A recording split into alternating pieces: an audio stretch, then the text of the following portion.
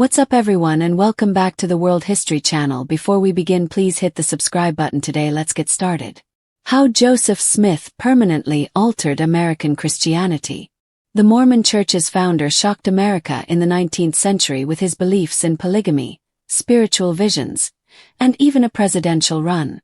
One of America's most well-known religious organizations, the Church of Jesus Christ of Latter-day Saints, or Mormon Church, was established over 200 years ago by a farmhand named Joseph Smith. How, therefore, did Smith, a young man from a poor upstate New York family, forever alter American Christianity? Smith had a vision of golden records, which prompted him to establish a church, relocate his flock to the West, take several marriages, and even run for president. Humble origins. Born in eastern Vermont, Joseph Smith was the middle child in a low-income family. According to John Turner, a professor at George Mason University and the author of the recently released Joseph Smith, The Rise and Fall of an American Prophet, his parents were frequently on the edge. They constantly changed and reinvented themselves as they relocated in pursuit of employment and opportunities. An unfortunate run-in with typhoid fever that almost killed young Joseph and his sister and drained the family's funds are just two examples of how a good existence was frequently within reach only to be ripped away by misfortune and circumstance.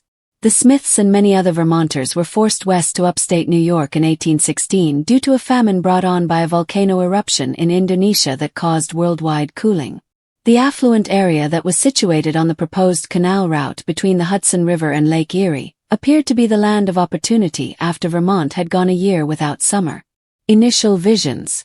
Palmyra, New York, was a community ablaze with religious revivalism and economic promise in the 1820s.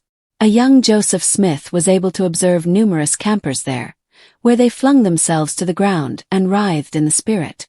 The 14-year-old started to worry about his own soul's destiny. He later claimed in his spiritual writings that after withdrawing to the woods for prayer, he was assaulted by darkness and then had a vision in which two magnificent figures materialized in front of him. With a gesture toward the other, one said, "Smith, this is my beloved son," in a line reminiscent of Jesus' baptism in the Gospels. Listen to him. Smith said that when he asked Jesus which church he ought to attend, none of them, all of them were incorrect. The story did not impress Smith's Methodist clergyman, who informed him that visions and revelations were non-existent in modern times. Nevertheless, Smith had been up in a home that valued visions and dreams. According to Turner, the family was frequently made fun of by neighbors for their attempts to use divining rods to look for hidden treasure, and his mother Lucy documented her and her husband's hopes for future generations. Turner, a history and religion studies specialist, is one of the few non-Mormon authorities on Smith's biography. Even Joseph Smith was drawn to a type of divination called a seer stone. He turned into a glass looker, a person who used pebbles or glass fragments to locate stuff. He once ordered a team of guys to excavate a 50-foot tunnel after seeing money concealed there. Turner claims that although the dig was pointless, it demonstrated that many people in the Smiths' immediate vicinity shared his belief in his visions. The plates that are golden. Smith said he continued to have supernatural visitors in the following years. He claimed that in September 1823, Smith was informed about gold plates buried nearby, and that his sins had been forgiven by an angelic figure he later recognized as the angel Moroni. Smith claimed that the angel presented a fictitious account of the Americas, describing how Abraham's descendants had traveled there and how Christ had brought the complete gospel to these prehistoric Americans. Smith claimed to have discovered a stone box with golden tablets a few miles south of his home using a recently purchased light-colored seer stone and instructions he thought Moroni had given him. Smith claims that even though he tried his hardest, he was unable to recover the plates, so the angel instructed him to go back, which he and his older brother Alvin did within a year. However, things did not go as planned. Before obtaining the tablets, Alvin, Joseph's hero, who was also in many ways the family's breadwinner, died, forcing Joseph to take on a more responsible role in the home. He worked for a while as a failed silver-seeking seer for other people. He was detained at least once and charged with being a disruptive person and a fraudster. However, there were some positive aspects to the time. He convinced Emma Hale, a Methodist from a wealthier family, to wed him. Some people were upset about their elopement. Joseph Smith continued to search for the plates despite having assured Emma's father that he would settle down and concentrate on supporting his family.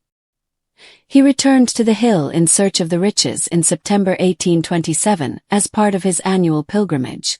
Smith asserted that the angel fulfilled his promise this time. Smith also claimed to have discovered 2 stones in silver bows, according to what Smith's mother wrote. First he called them spectacles, then he named them Urim and Thummim, biblical titles for items placed in the breastplate of the Israelite hero Aaron. Others claimed to have seen the gold plates in visions, but Smith was the only one who ever saw them. Smith described them in his documents as being slender, covered in etching, and appearing to be gold. They were comparable to the types of plates used at printing presses, according to Sonia Hazard, a specialist on religion in the early United States. Smith subsequently claimed that, like Hebrew, the characters carved on the plates were read from right to left. Some people were skeptical of Smith's statements from the start. Smith had strong cause to conceal the golden plates, if he did discover them, as they were purportedly made of a valuable metal and could have been readily taken. None of his relatives ever viewed the plates firsthand, yet they were all persuaded. A visionary experience was what the first persons who claimed to have seen the plates were talking about. Subsequent witnesses said that they were given permission to hold the tablets by an angel. As Smith's plans to publish a book came to pass, their evidence became public knowledge. Smith established a separate Church of Christ from the modern Church of Christ in 1830, the same year he paid to have the Book of Mormon printed in Palmyra. Members of this group would thereafter be referred to as Mormons or Latter-day Saints. The narratives provided by those who witnessed the writing process sound more like dictation than Smith's claim that the Book of Mormon was a translation of the gold plates. After placing the Urim and Thummim in a hat, Smith dictated the words he said he saw to scribes Oliver Cowdery, Martin Harris, a rich patron of Palmyrene, and his wife Emma. The dictation was believed to be legitimate by all 3 scribes. In order to pay for the printing of the book, Martin Harris even mortgaged his land. His investment was lost. Going west, Smith received attention from the Book of Mormon, but not all of it was positive. Smith had to contend with the conflicting assertions of some of his followers that they had revelations of their own after being detained once more. Smith sent a team of missionaries to preach to Native Americans in the West under the leadership of Oliver Cowdery. Under the direction of renowned disciples of Christ minister Sidney Rigdon, they converted a sizable church in northeastern Ohio en route. The Young Mormon Church, which still had just a few dozen members in New York, attracted several hundred new members in Ohio almost immediately, making it the state with the largest concentration of members worldwide. Simultaneously, Smith declared a revelation that directed the saints to assemble in Kirtland, Ohio, in order to establish a community, fortify the church, and be ready to expand into Missouri, which he recognized as the final location of Zion. Brigham Young was a preacher and craftsman from Vermont, who first came into contact with Mormonism during its early growth. Young, who was baptized in 1832, went to see Smith and immediately became involved with the cause. Known for his practicality and organizational prowess, he emerged as one of Smith's most devoted and enthusiastic missionaries. Young gained notoriety in Kirtland and was eventually called an apostle in 1835. He was set up for future leadership by his early leadership during these early years, when the church was still brittle and frequently attacked. The problem of polygamy, the most well-known and contentious of Smith's pursuits, was perhaps his initial covert adoption of polygamy. Fanny Alger, a pretty servant girl 10 years his junior who lived in his house, sparked his curiosity in polymarriage. There is disagreement over whether their relationship was a straightforward affair or a multiple marriage. According to Oliver Cowdery, it was a filthy, unpleasant scrape event. Smith's reputation suffered and he was eventually forced to leave Kirtland, Ohio, due to rumors of infidelity. According to reports, Emma Smith ejected Alger from the house in the middle of the night. Joseph requested that Levi Hancock, a reliable friend, move Alger aside. She eventually married outside of the church and became completely disenchanted with it. Some churchgoers believe that Smith's first step toward polygamy was the Alger affair. He had married over 30 women by the time of his passing, and they were his lifelong spouses. Many were either married or very young when they joined Smith. Two, Nancy Winchester and Helen Mar Kimball, were 14 years old, and 10 were younger than 20. Some were assured that they and their families would get spiritual rewards. Smith warned Zena, his already married future wife, that if he did not proceed with the nuptials, an angel would kill him. After the rites, some women, like Zena Huntingdon, stayed with their first husbands, while others were eager to join Joseph in eternal marriage. At the time of their union, some, like Mary Rollins Lightner, were expecting their first husband's kid. In one case, Joseph was first married to Sylvia Lyon, whose marriage he had officiated a few years prior, and then he was later married to her mother, Patty. According to Turner, several of these unions were to strengthen Smith's social connections with other prominent families in the movement. Smith appears to have had romantic feelings for at least a couple of his multiple wives, and a significant portion of the marriages were consummated. However, he claims that none of the numerous marriages resulted in known children, indicating that there wasn't a lot of sex. Even if plural marriages had a scriptural and theological foundation, the idea was unsettling to Protestant American society in the 19th century. Andrew Jensen, an independent historian from the late 19th century, claims that Joseph was initially made aware of the principle in 1831, but he was prohibited from disclosing it to the public for more than 10 years. Increasing a man's eternal glory appears to have been the theological justification. According to Turner, Smith preached that male elevation to godhood was the ultimate goal of earthly existence.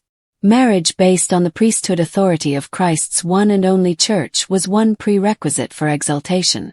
However, there were several levels of exaltation and eternal glory, and Smith appears to have linked the size of one's earthly family to the degree of one's eternal glory. He pursued so many polygamous marriages for this reason. Only Mormon men were allowed to practice polygamy, which caused a backlash among insiders and later in the general public. When they first learned about it, some early Latter Saints like William Law, a well-known figure in the church hierarchy, opposed or fled the religion. The culmination of opposition was an 1844 exposé in the Nauvoo Expositor that condemned Smith and polygamy. Only a small number of prominent Mormon leaders, including Brigham Young, Heber Kimball, and Willard Richards, engaged into many marriages during Smith's lifetime since polygamy was a covert practice. An anti-Mormon reaction and a presidential campaign. The Latter-day Saints were enmeshed in a cycle of expulsion and settlement by the end of the 1830s, which would influence their history. During the Mormon War of 1838, tensions over politics, religion, and property ownership in Missouri erupted into open warfare, leading to Governor Lilburn W. Boggs's extermination order, which mandated that Mormons be eradicated or forced out of the state. Mobs attacked Mormon settlements, most infamously at Haun's Mill on October 30th, where 17 men and boys were killed without cause. Violence quickly followed. In the depth of winter, thousands of saints were displaced and compelled to cross the Mississippi River into Illinois. Illinois initially provided a fresh start. Along the Mississippi, the saints drained wetlands and established the prosperous city of Nauvoo, which included a magnificent temple, courts, and its own military. However, neighbors became unhappy as the city flourished with thousands of converts from all across Europe and the United States. Smith personified a theocratic authority that frightened outsiders in his dual roles as mayor, church prophet, and leader of the Nauvoo Legion. Suspicion and animosity were stoked by rumors of polygamy and the saints' quick ascent to power. Smith made an effort to seek for higher office in the face of growing resistance in Missouri and Illinois and unanswered requests for government support. He declared his intention to run for President of the United States in January 1844. He urged for the eradication of slavery through compensated emancipation, the reform of the legal system, and a stronger federal government to defend religious liberty and minority rights. In his platform, General Smith's views of the powers and policy of the government of the United States. Additionally, he supported expansionist measures, such as the annexation of Oregon, Texas, and other territories. Smith ordered the destruction of the press following the exposé by church dissidents in the Nauvoo Expositor. Smith was put on trial for inciting a riot by Illinois Governor Thomas Ford. Smith was taken into custody and killed by a mob in Carthage jail before he could face trial. In what became known as the Illinois Mormon War, homes were set on fire, gunfire reverberated along the Mississippi, and violence spilled into the streets. Under constant pressure, the Saints left Nauvoo within 2 years, beginning their fabled westward migration. These hardships, Mississippi's extermination decree and Illinois' mob violence, became timeless representations of resiliency and persecution for Mormons, serving as the testing ground from which a new religious tradition would emerge and advance over the American West's deserts. Turner adds that the Mormon founder found risk exciting and that Smith embraced adventure. He enjoyed racing through the forest and avoiding adversaries. Along with dozens of other churchgoers, he took pleasure in marching to Missouri. Both the covert pursuit of polygamy and evading law enforcement were thrilling, despite the high stakes. Turner read a great deal of Smith's, his friends, and his opponents' works for his new book. He also had access to the vast archives of the Church of Jesus Christ of Latter-day Saints and other organizations. He claims that his primary impression of Smith was one of his arrogance. Smith organized churchgoers to relocate to the frontier in expectation of Christ's return, issued a new Bible, and founded a church. He even launched a bank and a presidential campaign. And there was a backup plan for every setback. He was trying to break out of the Carthage jail through a window even in his final moments. Following Smith's murder in June 1844, the Latter-day Saints were left without a clear succession plan. A number of candidates came forward. He should be the church's guardian, according to Sidney Rigdon, the last living member of the First Presidency, the highest governing body of the church made up of the prophet-president and his advisors. James Strang claimed to have found his own scripture plates and held out a purported letter of appointment from Smith Strange, who would later start his own movement. Brigham Young asserted that Smith had handed the 12 the complete keys of leadership while serving as president of the Quorum of the 12 Apostles, the second highest governing body tasked with carrying the church's power when the First Presidency was not operating. The majority of witnesses were convinced by Young's speech at a conference in Nauvoo on August 8, 1844, which they regarded as eerily reminiscent of Smith's appearance and voice. Young swiftly established authority by supervising the erection of the Nauvoo Temple and subsequently spearheading the movement west after the Saints decided to follow the 12. Young and Emma Smith disagreed on the burial of Joseph's remains, polygamy, and the legacy of her children. In 1847, she got married again and stayed in Nauvoo. Emma maintained her denial of her husband's polygamy until her passing. Young West was followed by the majority of Smith's other several wives. Some of them, like Zena Huntingdon, were married to Young himself, and many remarried.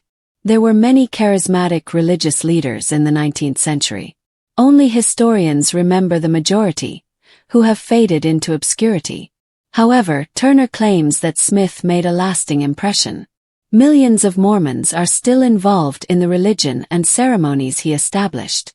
According to Benjamin Park, author of American Zion, A New History of Mormonism, Mormonism is perhaps the most popular religion in the United States. Enlightenment rationalism, Great Awakening passion, Puritan devotion, and the hardy individualism of the frontier are all interwoven into the vast and intricate fabric of American Christianity. Through a combination of bold theological innovation, profound spiritual claims, and sheer personality, a figure emerged from the most humble circumstances into this rich and turbulent landscape of the early 19th century, challenging its very foundations and irrevocably altering its design. The course of American religious history was forever altered when Joseph Smith, Jr., a young man from the burned-out district of upstate New York with little formal education, started a radical theological project that re-enchanted the universe, restored what he called the fullness of the gospel, and placed America at the center of a new divine narrative.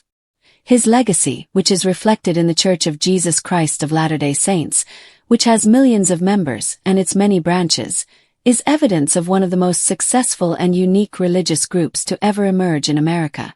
The movement's beginnings are as contentious as they are significant. Smith's modest upbringing in Sharon, Vermont, and then Palmyra, New York, played a significant role in molding the future prophet. His early years were characterized by economic instability, many moves, and the harsh realities of frontier life because he was born into a family that was always on the verge of poverty. As historians like John Turner have described, this financial instability coexisted with a strongly mystical society at home.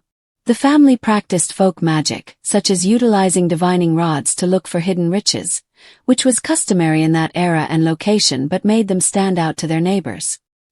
His mother, Lucy Mack Smith, kept detailed records of their dreams and visions. This combination of spiritual longing and practical hardship made for the ideal setting for a revelation.